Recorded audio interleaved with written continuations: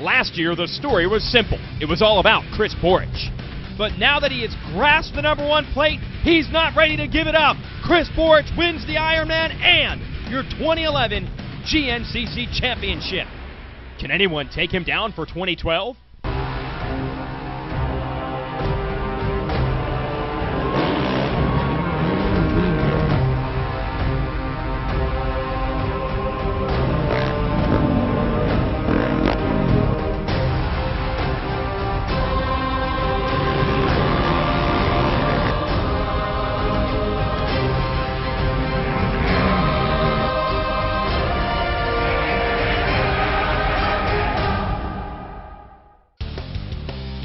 Welcome to a brand new season of Can-Am Grand National Cross Country Racing here on NBC Sports. Jason Wygant giving you the call at the traditional opener of the tour here at part of Daytona Motorcycle Bike Week here at the Westgate River Ranch. If you've never watched Grand National Cross Country Racing before, well, we take ATVs and dirt bikes out of the woods, set up a course, and let them have at it. The ATVs will race for 2 hours. We have a morning race for these utility-type machines. Also get our women's class out there and a lot of the beginning amateur riders. And then when their race is finished, we clear the decks and get ready for the fastest riders on 4 wheels in the world who will do battle through the sand of Florida. And I'll tell you what, this is a true test of who's been putting in the work in the off-season. We come to the roughest, toughest track of the year for the opener. Lots of changes off the track. Adam McGill, second in this series last year, switching to Hondas this year. The #5, Walker Fowler, dominated the XC2 class a year ago, now moving up to the premier XC1 division. You've also got Chris Bithell, Taylor Kaiser, a lot of other riders in contention trying to knock that man, Chris Borich, off of his #1 position in the series. But what a great year it was for Chris Borich last season. The Pennsylvanian dominated the tour, winning 9 of 13 events in the XC1 class. Didn't matter if it was the sand of Florida, the clay in Georgia, or the mud, rocks, and mountains up north. Borich has simply rounded into one of the all-time greats of this series, but he doesn't talk like it. He's actually pretty humble, a quiet guy off the track. He's got a fan club.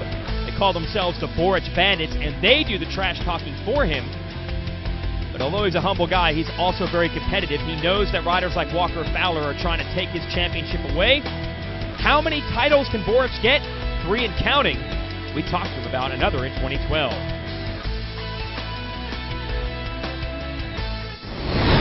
Every time I hop on that bike and see the #1 plate, I know I worked really hard to get there, and I definitely don't want to lose it. So that's pretty much what keeps my drive going. I know times are tough with sponsors and all that, but we're going to try to find a way to keep this program going and go get another championship. I really don't see him there. I mean, it's definitely a different learning curve. Running in a second line and then jumping up with the big boys, I mean, it's definitely a different ball game. I mean, I've been there, everybody's been there, and it seems like as soon as you definitely hop up to the front line, kind of stops a little bit, and you got to really work hard to get where you need to be.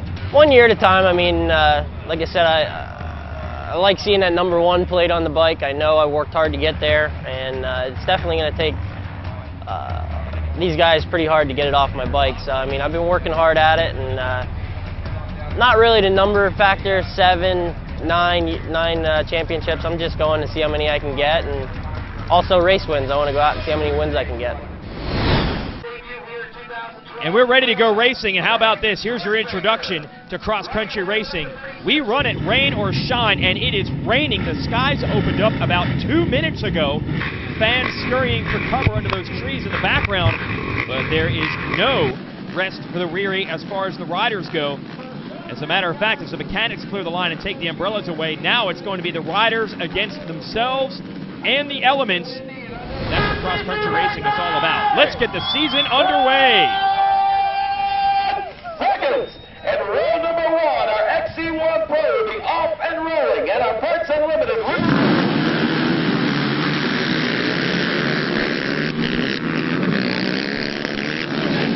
And they're bumping and banging. Hole shot very critical here, even though we're racing for 2 hours. And it is Jared McClure on the #7. The Yokley Racing National Guard Bauer Cycles backed rider taking the first $250 hole shot award of the year. We're already into the mud. I'm telling you what, that brief rain already making a difference on the course.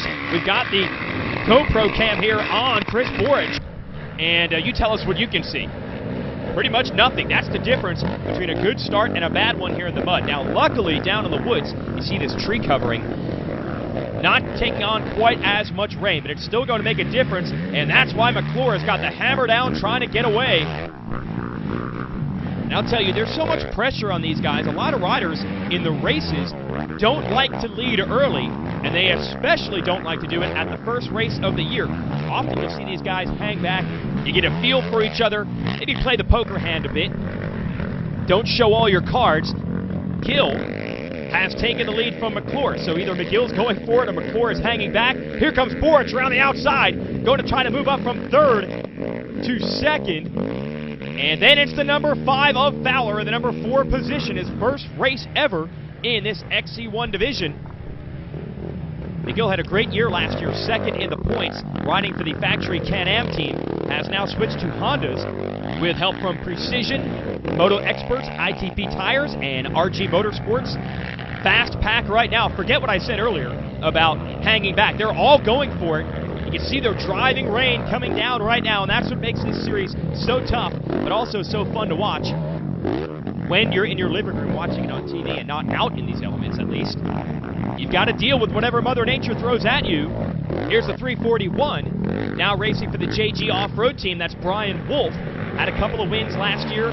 Usually doesn't get the starts, but sure does have the speed to close up on the leaders. He's doing just that.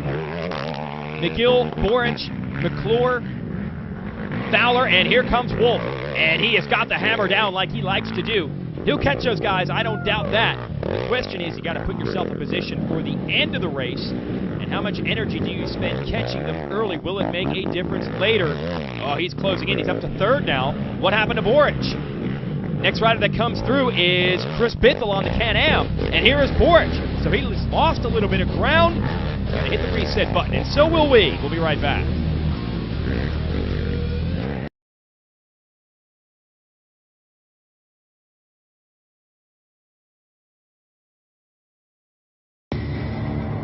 The Can-Am Renegade 1000 XXC with the most powerful engine in the industry. The Outlander 1000 XT with a redesigned chassis for unequal trail riding. The Commander 1000 Limited, the most equipped, luxurious side-by-side in the industry. The facts say it's the most advanced lineup out there. But the ride says it all. RacerTV on NBC Sports is brought to you by Can-Am, by Amsoil, and by Rocky Mountain ATVMC. Down the pit stretch we come for the first time this year, and Adam McGill sure looks comfortable on his RG Motorsports Precision Moto Experts Honda, but his old teammate Chris Bithell has moved up to the number 2 spot on the Can-Am.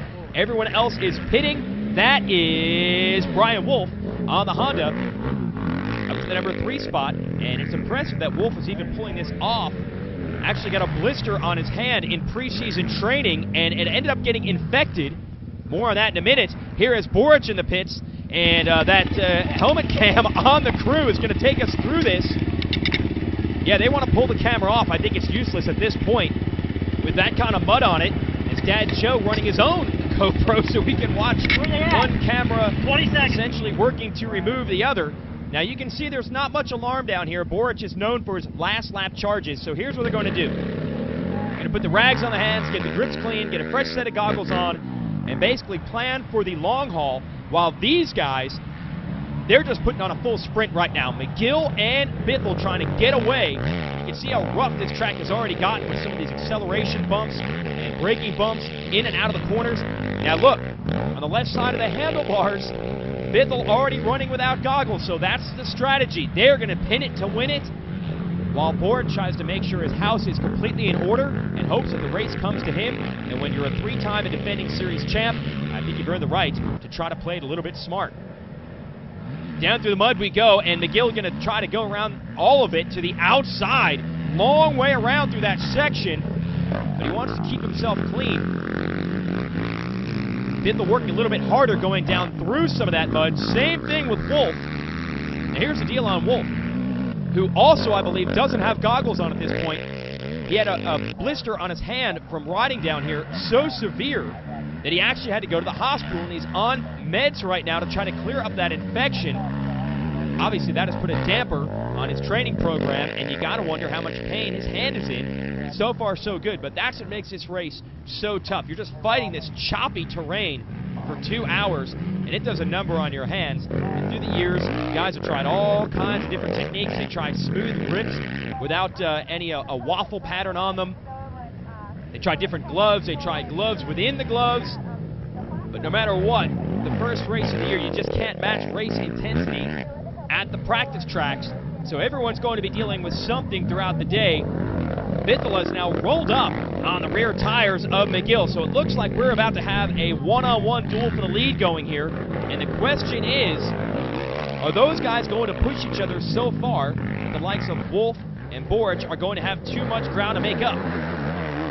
Borich has now put his Suzuki up into the number 3 spot, but he's got some ground to make up on these two.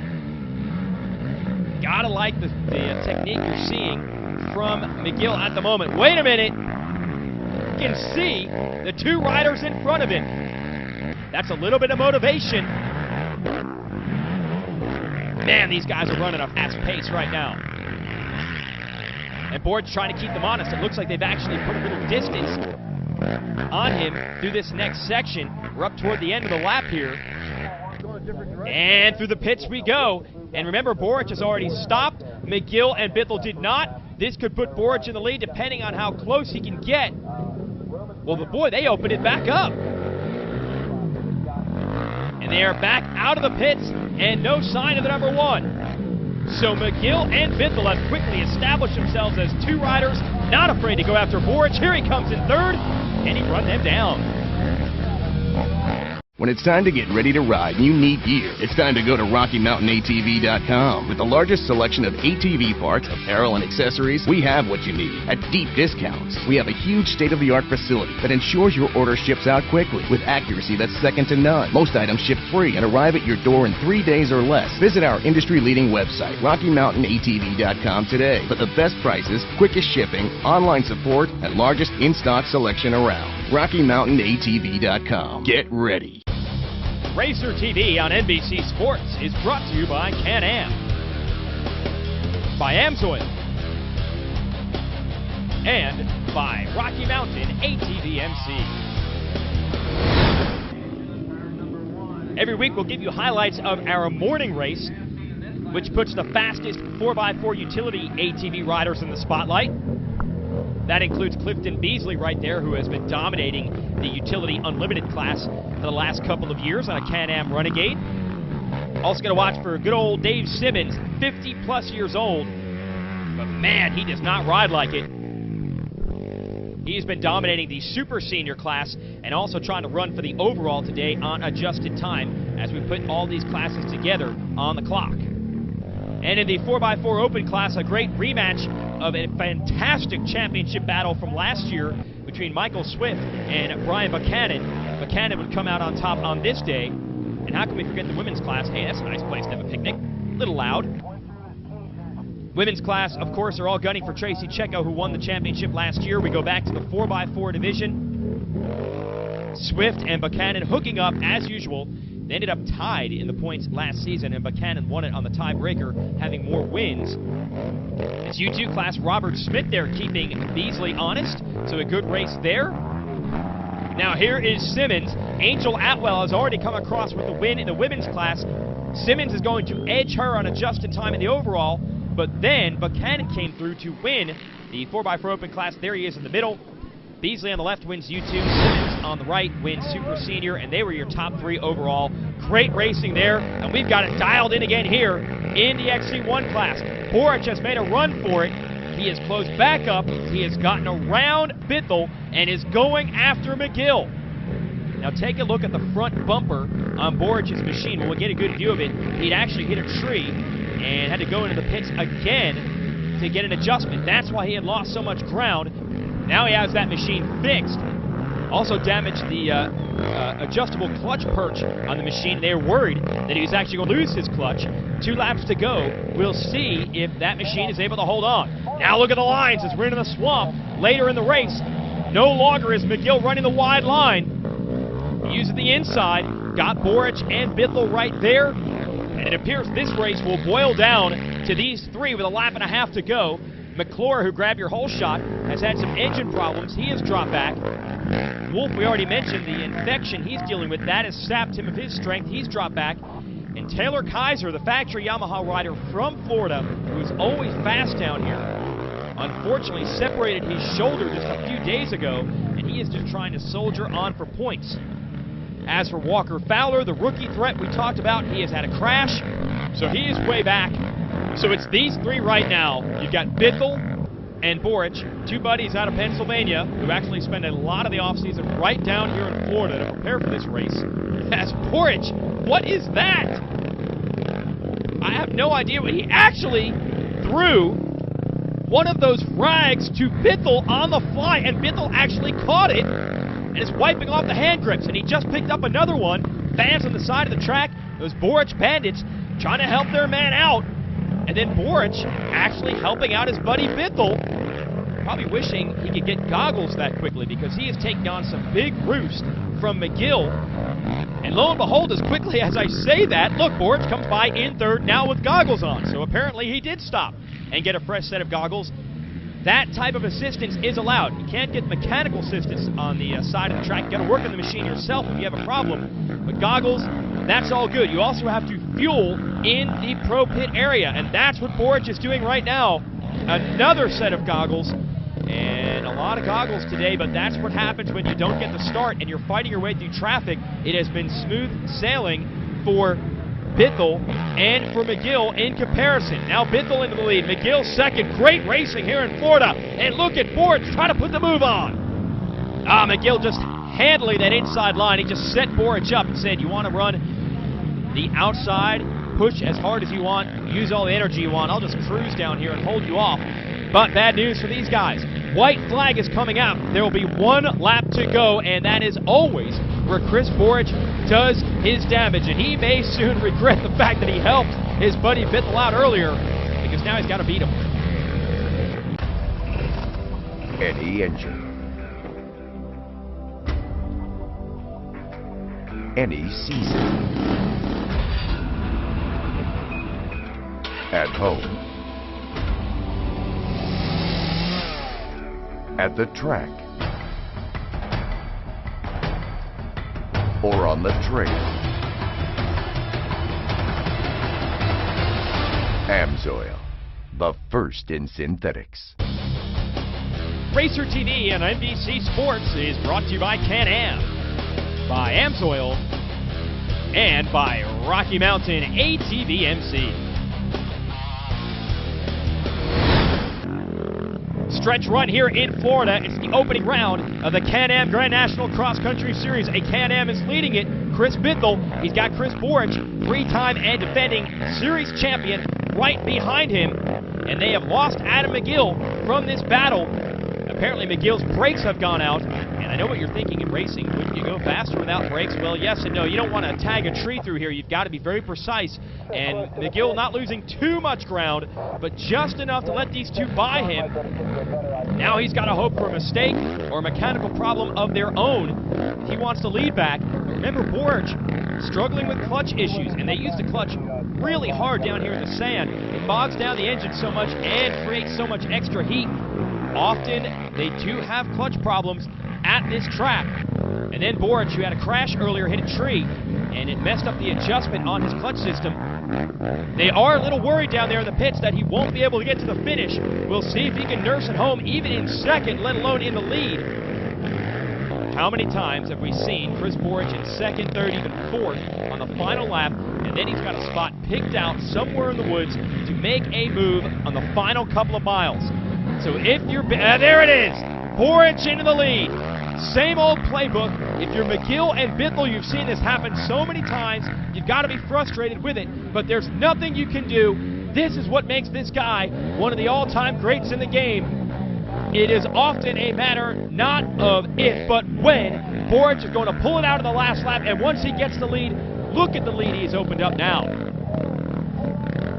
Like I said at the top of the show, often in the beginning of these races, they don't want to show their full hand. Borich didn't want to show them the good lines, didn't want to show them his true speed until it really counts. And that's right here at the 2-hour mark with the checkered flag nearly within sight. And once again, Chris Borich shows he has just that little something extra no one else can match. 2012 looking an awful lot like 2011 as he snakes his way through the lap traffic and now heads to the finish. Nothing except the cheers of the crowd basically to listen to and focus in on at this point, because he has put major distance between himself, Biddle, and McGill down the stretch. What's it going to take to stop this guy? All that hard work in the offseason paying off as Borich puts the hammer down and is into the final stretch. Amazingly enough, though, if he even wins the championship this year, he is not even halfway to the all-time title mark. Bill Ballance, who is the champion of this tour previous to Borich, won 9 straight. And you got to think somewhere in the back of Borich's mind, he's thinking about maybe challenging those all-time records. 5-6 more years before he can do that. He'll take it one race at a time, and he'll take the victory here at the opener. Nice job by McGill without brakes to rebound and take second away. Biddle obviously ran into some trouble here in the last mile. Still going to take good points in third.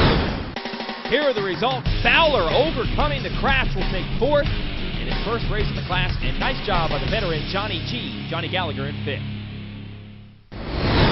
Yeah, we had a good race out there. We got a half-decent start, came from the back, got up in the second there, was just cruising, and just missed the line, sucked me out of the line. There was rut so deep, it just threw me into a tree, had to get off.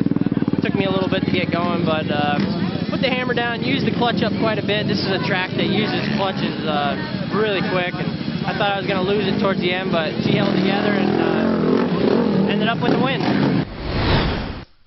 Well, as always, a true test, not of just speed, but rider endurance and equipment durability, especially when you're running through the mud like this. Jared McClure had your whole shot, quickly yielded to Adam McGill, who ran the point position for most of the day, joined by Chris Biddle, who was in second and pressed him. But we did see sightings of Chris Borich throughout this one. He had his share of troubles as well, but he kept himself in contention.